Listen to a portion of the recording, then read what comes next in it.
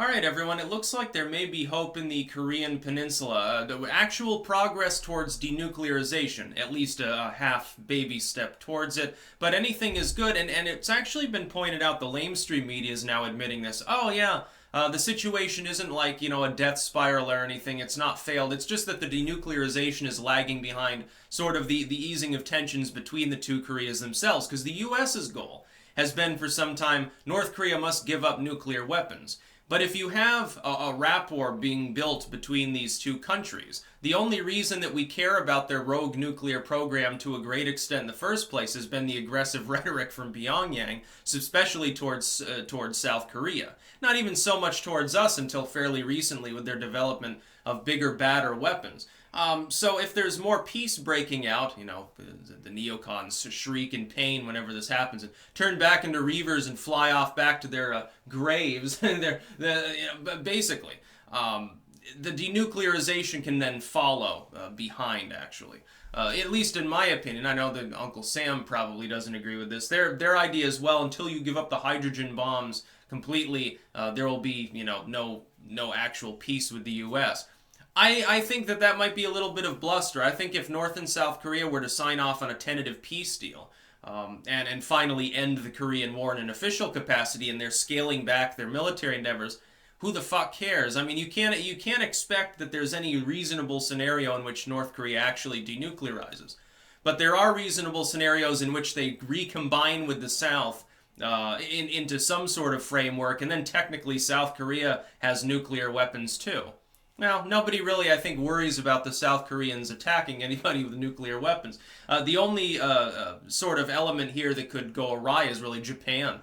The United States not keeping Shinzo Abe aboard may be enough. Could lead Japan to start mumbling about wanting its own weapons program if it looks like Korea's not going to denuclearize. Could be worse things in the world. Again, I don't think the Japanese are likely to deploy nuclear weapons since they've suffered atomic weapons firsthand. But now it looks like North Korea may allow UN weapons inspectors at least into their main nuclear facility. Now, a preface to this. Trump has come out and said, well, there are other facilities, that are secret. We know that they have them. I know about them. It's not their main facility. And so it would be partially symbolic. But again, it is a step in the right direction. If North Korea were instead to have come out and said, well, we're never going to allow weapons inspectors in any of our facilities, fuck off. Basically, you're not going to bully us. We're going to handle things with South Korea ourselves and in our own way. You bugger off to the side. Now, that would have been pretty bad for the diplomatic situation. I think that Trump should reconsider sending Pompeo over for another visit, probably set up another summit. And keep in mind, every time that happens, one side or the other will do something that causes the other to back off, and then you come together again. It's just sort of a symbolic floor show that happens within North Korean politics especially, and East Asian politics in a more general sense. I've used the metaphor there, technically speaking, of Obama, the sort of symbolic approach that China took when he made his last official state visit there.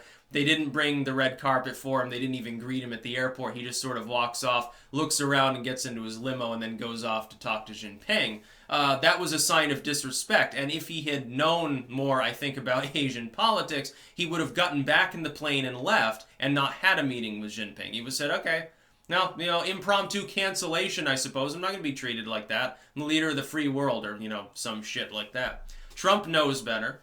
Already pulled back, remember when Mike Pence got actually called names by the North Korean state press, and then they're like, oh, well, we really wanted to go forward, and, his misunderstanding, basically. Come on, we want to have the summit. That's the way you do it.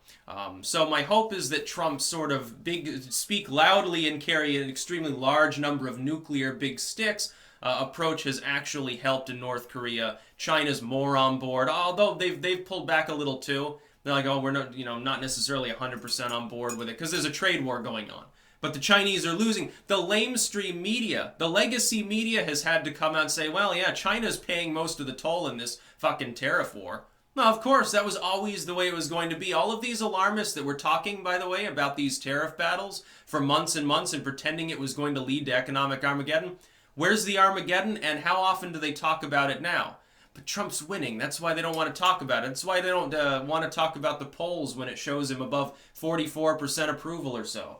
If it's anything above that, they don't talk about it. They'll talk about the outlier Gallup poll that shows them at 38, which makes no sense at all. The Republicans, by the way, just winning their 53rd Senate seat, putting them within the range that I expected with the Mississippi runoff. They were saying that it was a racially charged race, and I'm like, no, it wasn't. No, the legacy media and the far left labeled it racially charged because of some of the weird humor of what's her name there, the Republican that won, that honestly does look like an ad for don't get Botox because it could go terribly wrong. But Epsi, all he wanted to do was turn it into a racial issue. This is the Democrats' MO. Thank goodness the Republicans gained that seat, but you got to keep in mind, Mitt Romney's in the Senate now. So there are a couple of never-Trumpers in there that are going to cause problems. Ultimately, though, it's within the range I expected. That makes my prediction for the Senate come true with the runoff, which is funny. 53 to 55 was my guess.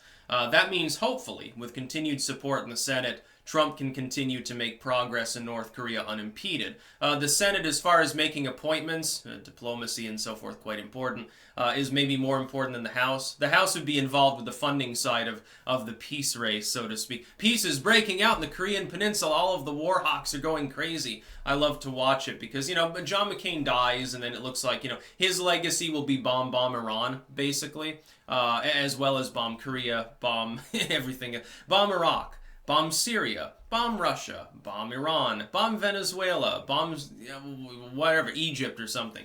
Is basically John McCain. He'd be very upset to know that we're one step closer to peace with North Korea because the hardliners, the neocon war profiteers, they'll pretend that there's a big problem with the way that Trump's handling it, actually negotiating with North Korea. Oh my goodness, the United States isn't immediately taking the fore on every sub-issue within this diplomatic context. And in reality, South Korea and North Korea are the countries that are going to eventually, if we're lucky, reunify. They need to be the ones primarily talking and signing papers. The U.S. is like, we've got a military presence, they're guaranteeing South Korea.